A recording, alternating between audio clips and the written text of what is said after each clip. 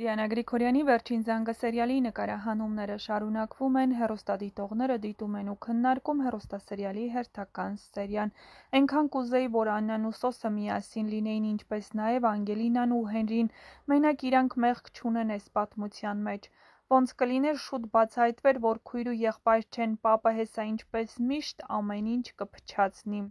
Միքո ջան, ինչ էլ գիտես գլխիդ գալիքը, քեզ դրել ես անմեղի տեղ։ Միքո, մի մոռացի, որ Աննան մինչև քո կինը լինելը Սոսի սիրած աղջիկն էր։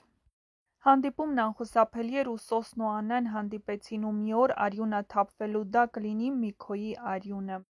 Միքո, բա քեզ ով էր թույլ տվել, որ Սոսի սիրած աղջկան ստիպես, որ ամուսնանա քեզ հետ, ահա այսպիսին էին այսօրվա սերիայի մեկնաբանությունները։